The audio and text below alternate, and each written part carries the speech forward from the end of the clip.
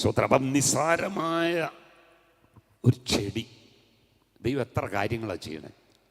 കുറേ കഴിയുമ്പോഴത്തേക്കും അതിൻ്റെ ഇല പഴുക്കും. ഇല പഴുത്തിട്ട് കൊഴിഞ്ഞ് താഴെ വീഴും. ഇലകളെല്ലാം വീഴും. മഴ പെയ്യിക്കും. ഇതെല്ലാം ചീഞ്ഞു കഴിഞ്ഞിട്ട് ഇത് ഭൂമിക്ക് വളമായിട്ട് മാറും. ഒന്ന് ആലോചിച്ച് നോക്കി. പിന്നെയും അവിടെ നിന്ന് വിളയിക്കുമ്പോൾ ദൈവത്തിൻ്റെ ഒരു കൊച്ചു ചെടിയെ കൊണ്ട് ദൈവത്തിന് ഇത്ര വലിയ പദ്ധതികളുണ്ടെങ്കിൽ ദൈവത്തിൻ്റെ സ്വരൂപത്തിലും സദൃശ്യത്തിലും സൃഷ്ടിക്കപ്പെട്ട എന്നെക്കുറിച്ചും നിങ്ങളെക്കുറിച്ചും ദൈവത്തിന് വലിയ പദ്ധതികളുണ്ട്. Expect great things from this God. Hallelujah. ദൈവത്തിൽ നിന്ന് വലിയ കാര്യങ്ങളെ പ്രതീക്ഷിക്കാൻ മനസ്സുള്ളവർ ഒന്ന് കരമുയർത്തി സ്തോത്രം ചെയ്താട്ടെ. ഹല്ലേലൂയ. ഈ ദൈവം സ്തോത്രം വയലിലെ താമരകളെ ചമയിക്കുന്നുവെങ്കിൽ നമ്മെ എത്രയധികം, നമ്മെ ഒത്തിരി കരുതുന്ന ദൈവമായി ദൈവം. സ്തോത്രം. ഒത്തിരി കരുതുന്ന ദൈവമാണ്. നമ്മൾ പറയും എൻ്റെ ഭർത്താവാണ് എന്നെ കരുതുന്നത്, എൻ്റെ മക്കളാണ് എന്നെ കരുതുന്നത്. ഒന്ന് കരുതുന്നില്ല എന്ന് ഞാൻ പറയുന്നില്ല. പക്ഷെ ഏറ്റവും കരുതുന്നത് നമ്മുടെ ദൈവമാണ്. അതുപോലെ കരുതുന്ന ഒരാൾ വേറെയില്ല.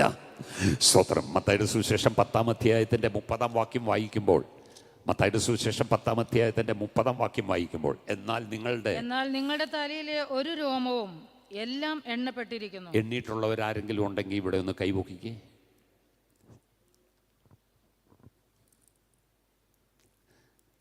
എൻ്റെ തലയിലെ മുടി ഓരോന്നും എന്ന് പറഞ്ഞാൽ എൻ്റെ ഒരു തലമുടിക്ക് പോലും വില കൽപ്പിച്ചിരിക്കുന്ന ദൈവമാണ്.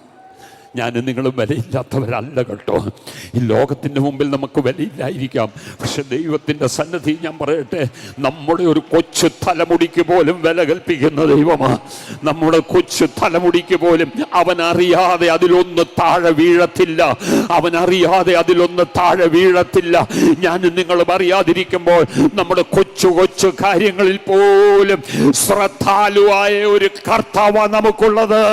ഇത്ര വലിയ സ്നേഹത്തിന് മുമ്പിൽ എങ്ങനെ പിടിച്ചു നിൽക്കാൻ പറ്റും? ഹല്ലേലൂയ.